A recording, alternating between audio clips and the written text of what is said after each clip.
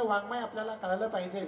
मी नेहमी सांगत असतो, ज्ञान असावं ज्ञानोबारायांसारखं, ज्ञान असावं ज्ञानोबारायांसारखं, वैराग्य असावं तुकोबारायांसारखं, शांती असावी नाथ महाराजांसारखी आणि कीर्ती असावी छत्रपती शिवाजी महाराजांसारखी. या महाराष्ट्राच्या मातीमध्ये एका राजानं जगावं कसं शिकवलं आणि याच महाराष्ट्राच्या मातीमध्ये एका राजानं मरावं कसं शिकवलं, जगावं कसं शिकवलं ते छत्रपती शिवाजी महाराजांनी शिकवलं आणि मरावं कसं ते धर्मवीर संभाजी राजांनी शिकवलं. आपण पाहतो छावा चित्रपट आला, आपल्या गावामध्ये दाखवला का? नाही. बघा ते थिएटरवाले येतात, गावोगावी दाखवतात, तुम्ही बघून घ्या. बऱ्याच लोकांनी तरुणांनी बाकीच्यांनी बघितलं असेल, पण छावा चित्रपट बघा. संभाजी राजांना किती त्रास दिला हो, किती त्रास संभाजी राजांना दिला. अंगाची कातडी सोडले. अगदी आपल्याला एखादी टाचपिन असते ना, ती जरी अशी पूर्ण घसवली तर आपल्या डोळ्यातून टचकन पाणी येतं. पण संभाजी महाराजांना बघा 40 दिवस एवढा त्रास संभाजी राजांना दिला.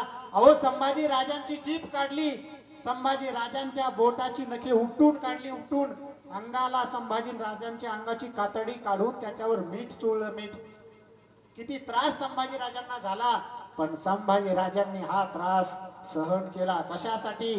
धर्मासाठी, देशासाठी हा संभाजी राजांनी त्रास सहन केला.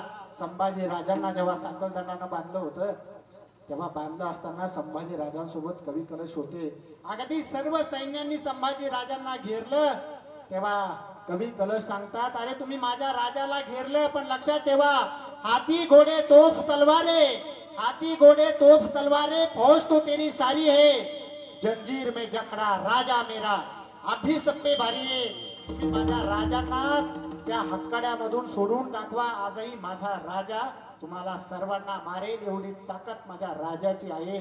त्या संभाजी राजांच्या वंशामध्ये आपण जन्माला आलो आहोत. शिवाजी महाराजांच्या भूमीत आपण वास्तव्य करून आलो आहोत. शिवाजी महाराजांनी काय केलं असं कोणी म्हणत असेल तर ऐका. विजयासारखी तलवार चालून गेला, विजयासारखी तलवार चालून गेला, निधड्या छातीवर वार सोसून गेला, बुडभर मावळ्यांना एकत्रित करून हिंदवी स्वराज्य निर्माण करून गेला. आणि ज्या दिवशी गेला त्या दिवशी 33 कोटी देवानं ज्या राजाला वाकून मुजरा केला, तो राजा म्हणजे छत्रपती शिवाजी महाराज, धर्मवीर संभाजी राजा. आणि त्या राजांच्या वंशात आपण जन्माला आलो.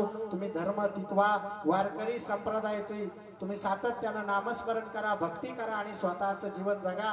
तर 4 चरणाचा अभंग तुकोबाराम महाराजांचा आहे. अगदी सुंदर अभंगाचं विवेचन या ठिकाणी मी करण्याचा प्रयत्न केला. आपण फार सुंदर श्रोते मंडळ या ठिकाणी मिळाली. सगळ्यांच्या चरणी नम्र अभिवादन करतो आणि आजची सेवा या ठिकाणी मी संपवतो. ज्ञानेश्वर